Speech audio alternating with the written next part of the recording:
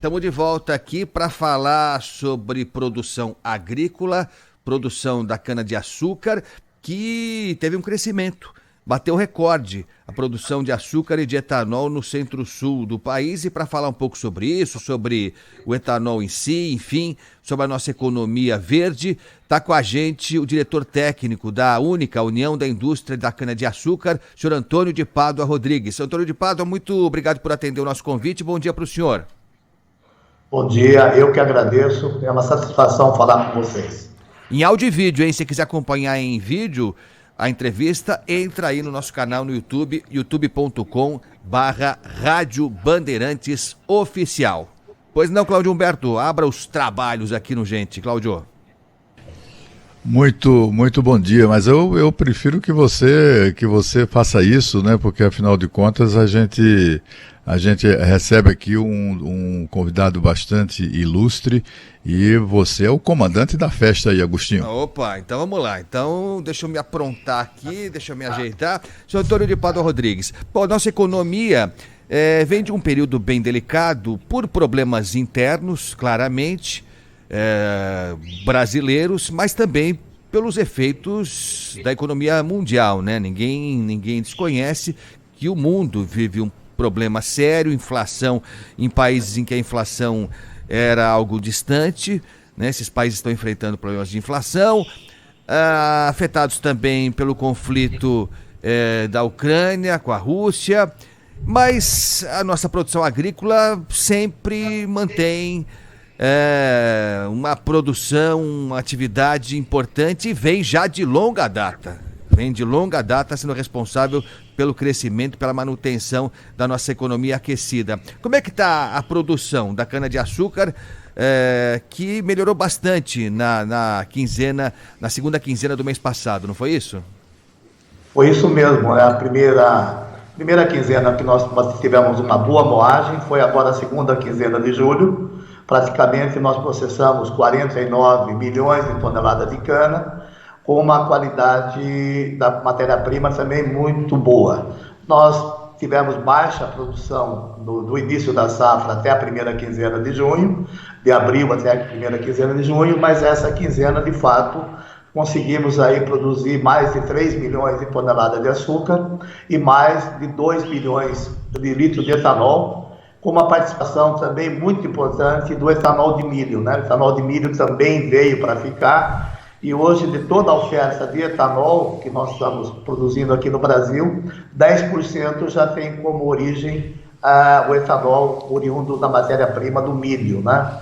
Do ponto de vista de produção, nós sofremos muito na safra passada enfrentamos aí um viralico muito grande, o Brasil perdeu mais de 100 milhões de toneladas de cana aqui na região centro-sul.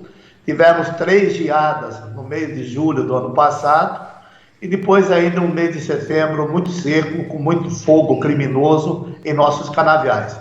Esse ano a situação está melhor, estamos recuperando a produtividade agrícola, mas estamos ainda muito longe de voltar para uma média histórica da produtividade agrícola. O que mais está impactando agora nesse momento, eu diria para você que não é a questão da produção, né? Mas essas alterações todas aí que houveram na política de preço, né? Essa redução do ICMS da gasolina de 27 para 18, a questão de zerar o PIS/COFINS da gasolina e do etanol, tudo isso, sem dúvida alguma, mexe com o faturamento das empresas e tivemos uma queda expressiva dos preços do etanol, que de fato está chegando ao consumidor também. E sempre isso vai acontecer. O etanol, ele é competitivo com a gasolina, são produtos substitutos, e qualquer variação para cima ou para baixo do preço da gasolina também tem influência no preço do etanol. Doutor Antônio de Pádua Rodrigues, muito bom dia, bem-vindo ao nosso programa. Eu queria que o senhor explicasse isso aí para que os nossos ouvintes entendam a ideia da coisa, né? A redução de impostos, seja do ICMS ou impostos federais, isso beneficia muito o consumidor final, etc. Beneficia a economia, como a gente está vendo aí, né? Temos registrado, inclusive, deflação. A inflação está sendo, estão matando a pau a inflação. inflação. Mas o senhor falou aí, meio que lamentando que isso tenha refletido no faturamento das empresas. Mas estamos falando de impostos. Em que medida isso prejudica as empresas? As empresas não deviam também estar felizes com os efeitos benéficos para a economia da redução ou da retirada dos impostos? Sem dúvida alguma, ele é benéfico. Eu não estou entrando nesse mérito, né? Mas o preço do produtor, ele é dado aí sempre em função do preço da gasolina. A partir do momento em que você reduz o preço da gasolina em alguns locais até aproximadamente R$ 2 por litro, você, na mesma proporção, você vai também ter que reduzir o preço do etanol, senão o consumidor não vai usar o etanol, né? O tributo faz parte da formação do preço da gasolina. O governo fez, sim, também alguma mudança para também não penalizar de forma expressiva o etanol, né? A partir do momento que você teve uma lei e que você teve uma PEC dizendo que vai manter a relação tributária do etanol e da gasolina nas mesmas alíquotas que haviam no dia 15 de maio, evidentemente, a hora que houve a redução do preço, o tributo da gasolina, por exemplo, em São Paulo, de 25 para 18, a lei também obrigou o Estado a reduzir a alíquota do etanol, que era de 13,3 para 9,57. Então, houve sim também uma correção nesse processo. Mas isso não significa que fica na mesma situação. Ele é benéfico, agora o setor tem que buscar maior produtividade, tem que buscar maior de custo para sobreviver aí com um preço menor do que ele estava praticando anteriormente essas mudanças tributárias. Aliás, seu Antônio, essa história do álcool, né, que em algum momento surgiu como sendo a grande energia brasileira, né, é um potencial, né? Mas lá atrás, quando tivemos o Proálcool, parecia que era a nossa independência em relação ao petróleo. E não foi, né? Não virou tudo isso. O álcool está sempre atrelado ao preço da gasolina, essa paridade tem que ser mantida. E não parece, a gente está vendo agora, a gente falou recentemente aqui, no Gente Mesmo, sobre o carro elétrico, né? Há todo um lobby, no melhor sentido da palavra, para se popularizar, na medida do possível, o carro elétrico, tornar algo mais acessível, enfim, cativar o consumidor.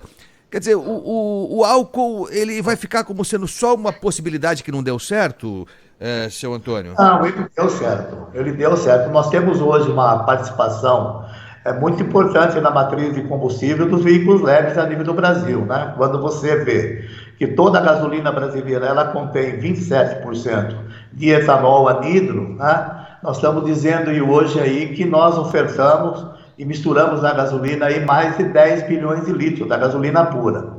Quando você vê também o carro que quando usa o etanol, nós estamos falando aí em mais de 17 bilhões de litros. Então, a contribuição do etanol, tanto do anidro como do etanol hidratado, hoje está na faixa aí de 48% do consumo de combustíveis dos veículos leves, né?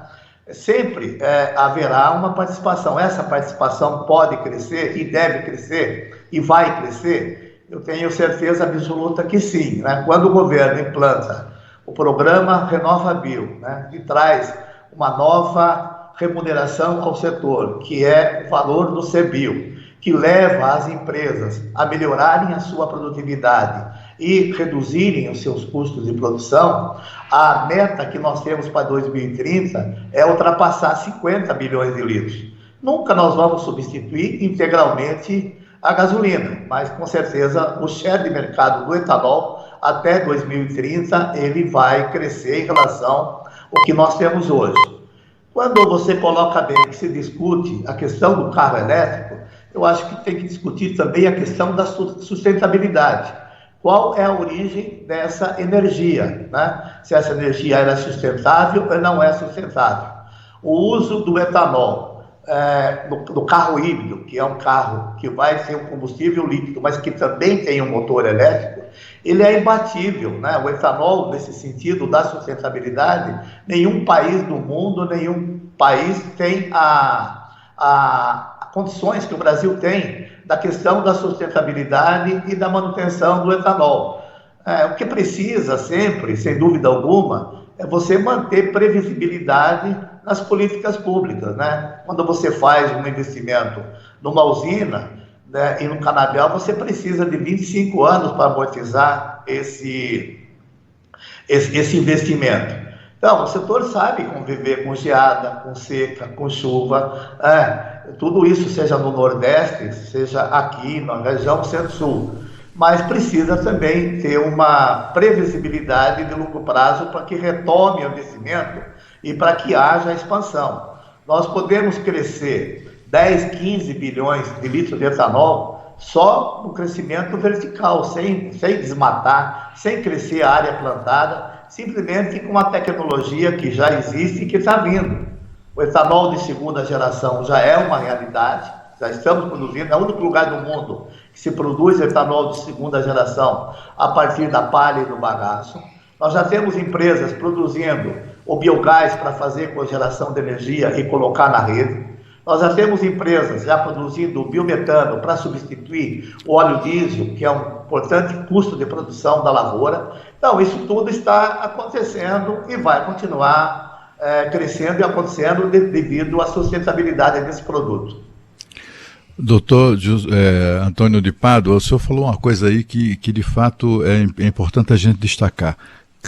Carro híbrido movido a álcool, quer dizer, híbrido a combustível, a combustão e também com motor elétrico, só no Brasil, né?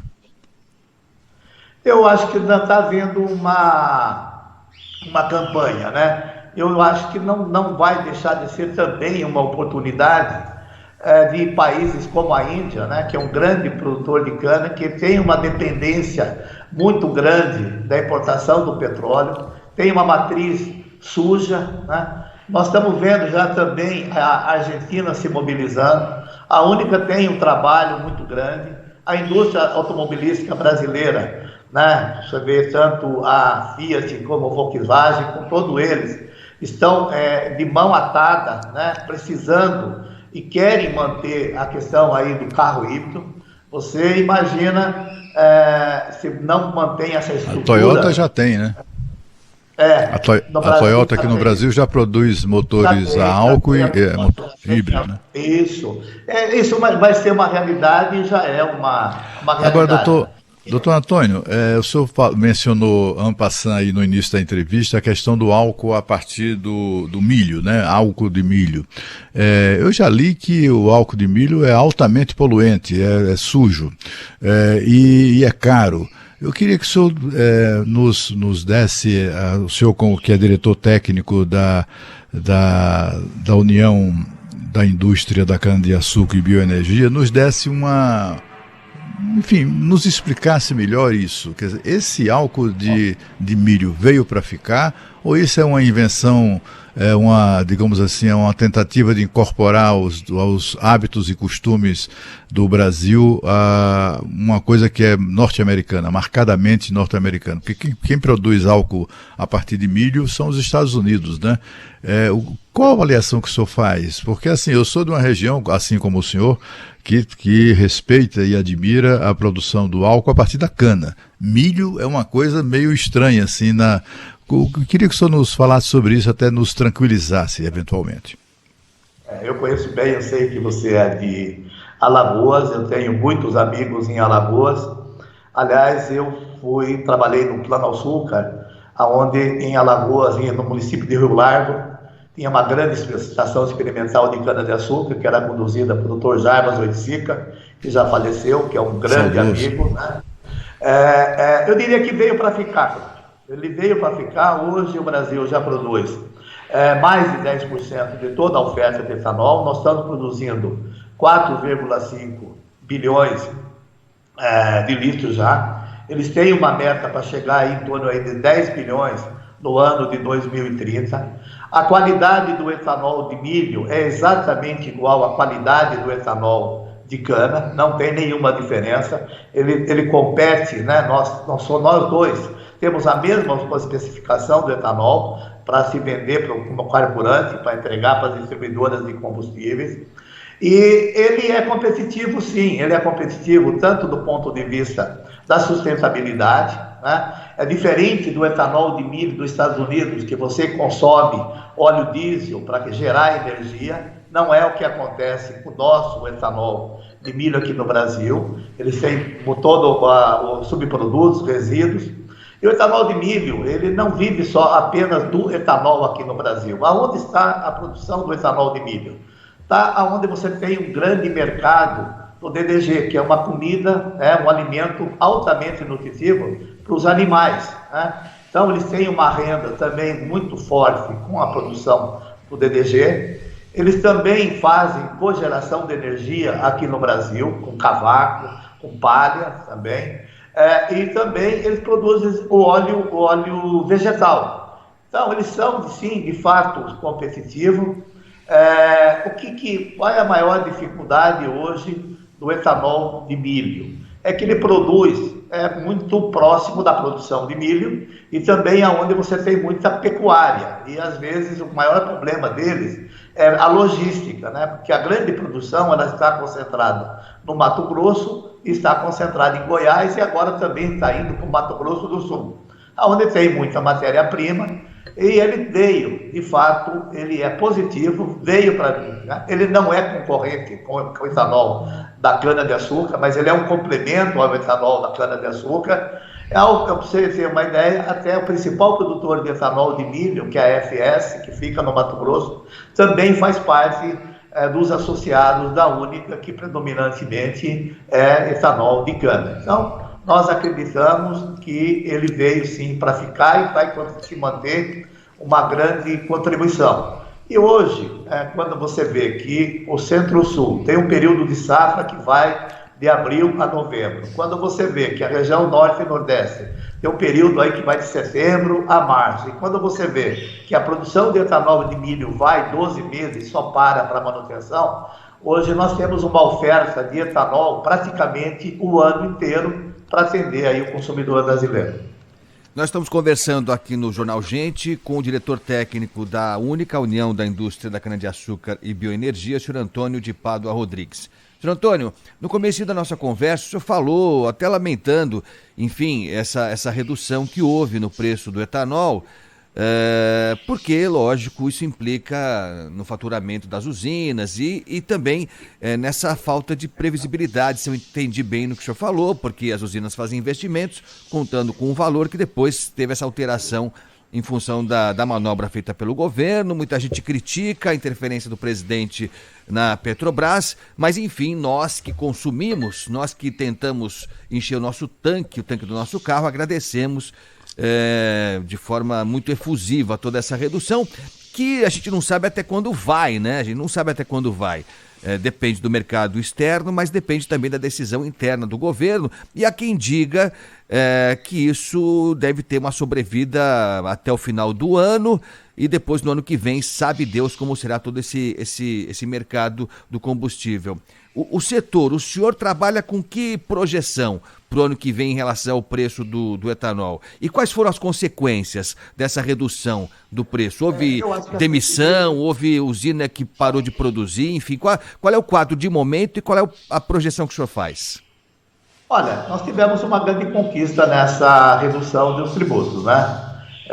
Que foi aí preservar essa relação tributária entre o etanol e a gasolina nos mesmos patamares que havia no dia 15 de maio, né? Isso é um benefício que veio para 20 anos. O que nós temos agora é que conviver com essa realidade. Temos que ter um bom investimento na lavoura, aumentar a produtividade agrícola, reduzir os custos de produção e conviver com esse cenário. O cenário tributário está dado pelos próximos 20 anos, né?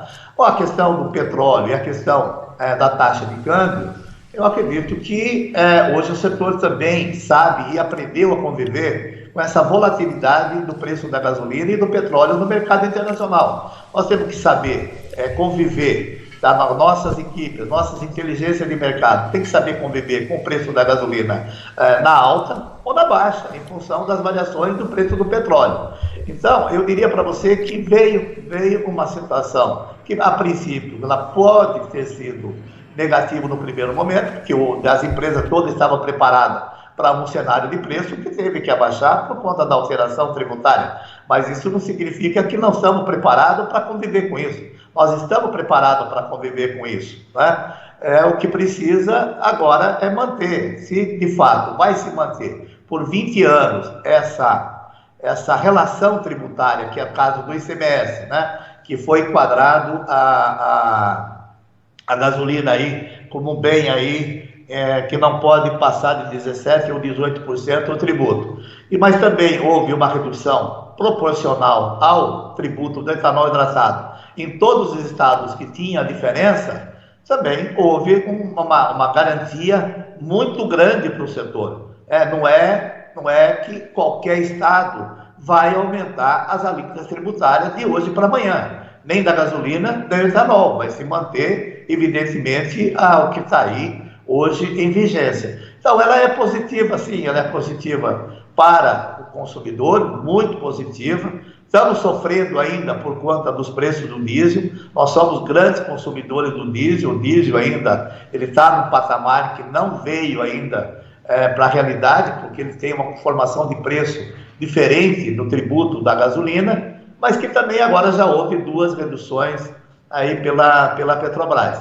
Então, eu diria assim que é fundamental que o consumidor que estava longe do uso do veículo, que estava muito distante, agora ele volte a consumir tanto mais gasolina, que vai existir com 27% de etanol anido, mas também volte a utilizar mais etanol hidratado. Ou seja, esse novo patamar de preço pode voltar aos níveis de demandas que nós tínhamos antes da pandemia, que ele ficou retraído por muito tempo. Então, tem sim, de fato, um lado positivo, tanto para o consumidor e um novo cenário para a indústria do etanol. Doutor Antônio de Pádua Rodrigues, eu queria que o senhor falasse sobre, o senhor agora há pouco mencionou o fato de que o setor sucro-alcooleiro, de uma maneira geral, enfrenta geada, enfrenta seca, enfrenta incêndio, enfrenta também governo, né, doutor Antônio de Pádua? Os governos é que são, às vezes, mais danosos do que todos esses fenômenos climáticos aí que acabam afetando os produtores.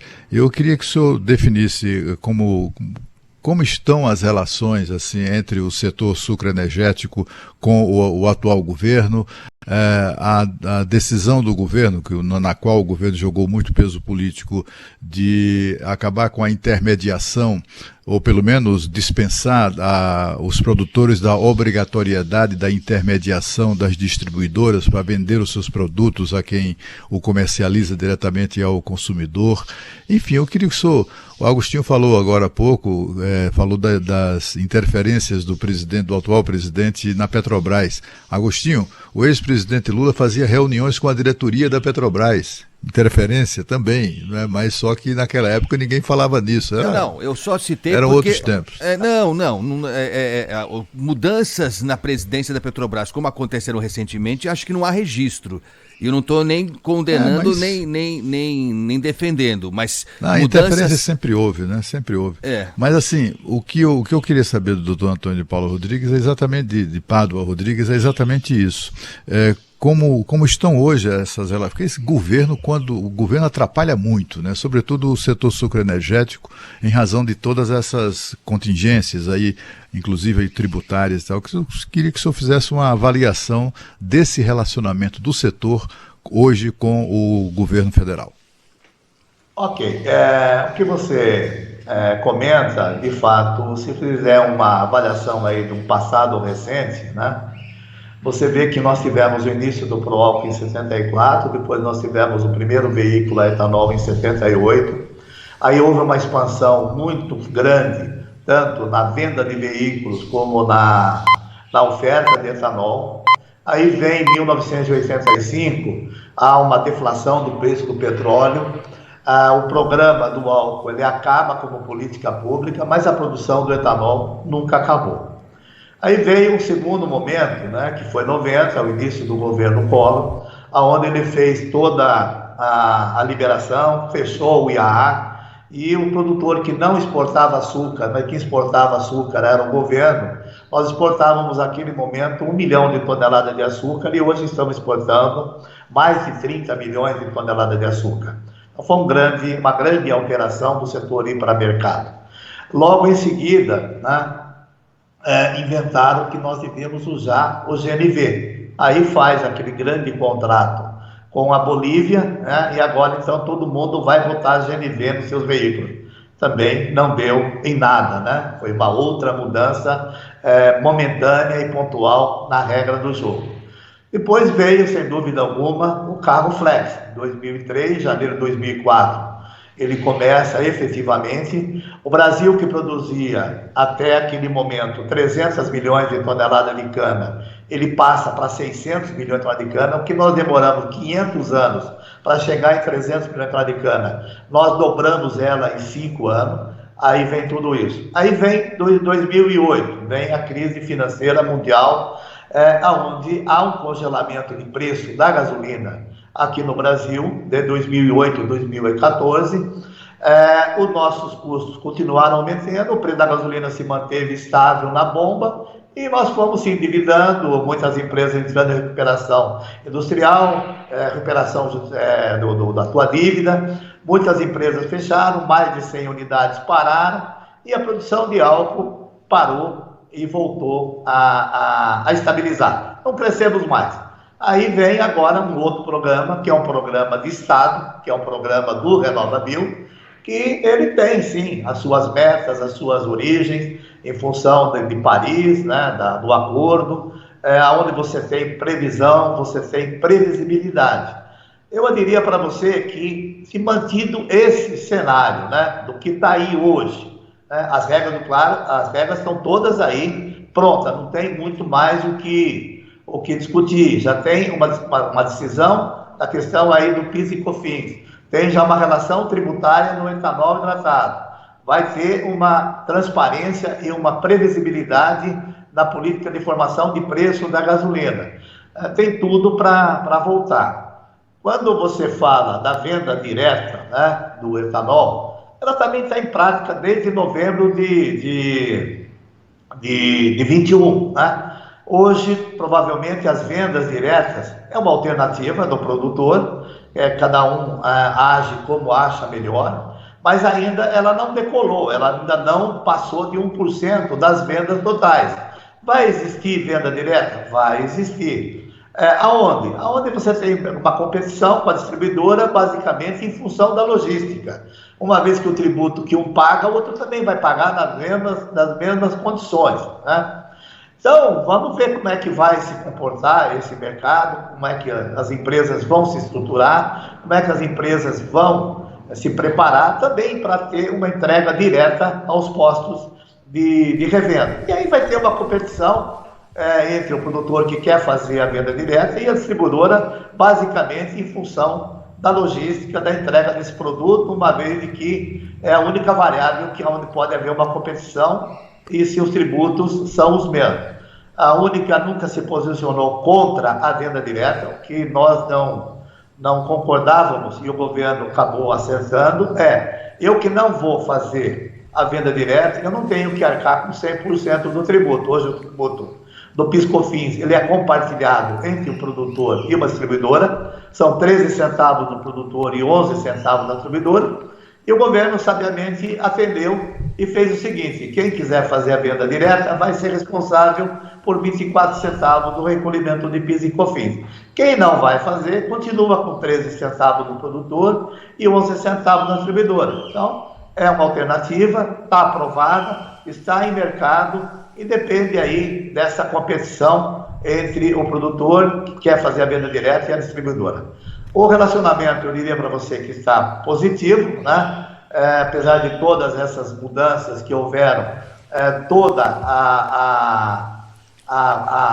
o etanol não ser prejudicado demais, né? Houve, sim, uma PEC, uma lei, dizendo que se mantém por 20 anos a relação tributária existente no dia 15 de maio, que eu diria que foi uma grande conquista para o país, né, não só do setor, mas de você manter aí a possibilidade do incremento e do crescimento do etanol na matriz de combustíveis.